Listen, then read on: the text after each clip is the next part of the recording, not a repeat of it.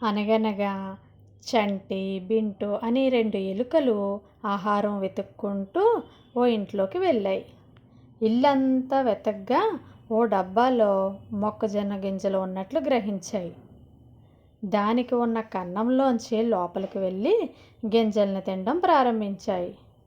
కాసేపటికి చంటి, హమ్మయ్య, ఈ రోజుకు ఆకలి తీరింది కదా, ఇక వెళ్దాం అని బింటుతో అంది. ఇంతకుముందు మనం తిండి దొరక్క ఎంత ఇబ్బంది పడ్డాం, ఇప్పుడేమో వెళ్ళిపోదాం అంటున్నావు. నేను ఇంకా తింటాను, ఇప్పుడే రాను, నువ్వు వెళ్తే వెళ్ళు అంది బింటు. చంటి ఏదో చెప్పబోయినా బింటు వినిపించుకోలేదు. దాంతో అక్కడి నుంచి వెళ్ళిపోయింది. పిచ్చిది, మంచి అవకాశాన్ని వదులుకుంది అనుకుంటుంది బింటు. రోజంతా అలానే తింటూ ఉంది. పొట్ట నిండి లావైంది. హుష్, ఇక పొట్ట పగిలిపోయేలా ఉంది అని అనుకొని డబ్బాలోంచి బయటకు వద్దామనుకుంటే ఆ కన్నంలోంచి తల మాత్రమే బయటకు వచ్చింది.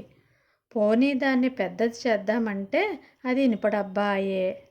దాంతో తిన్నది అరిగే వరకు అందులోనే ఉండక తప్పని పరిస్థితి. కానీ ఈలోగే ఇంట్లో వాళ్ళు వచ్చి ఎక్కడ తనను గుర్తిస్తారో అని ప్రాణభయంతో గడిపింది. బింటు భయపడినట్లుగానే కాసేపటికి ఆ ఇంటావిడ వచ్చి డబ్బాను తెరిచింది. మామూలుగా అయితే బింటు తుర్రున పారిపోయేది, కానీ బాగా తినడంతో వేగంగా కదలలేకపోయింది. దాంతో ఆమె చీపురుతో చావబాదింది.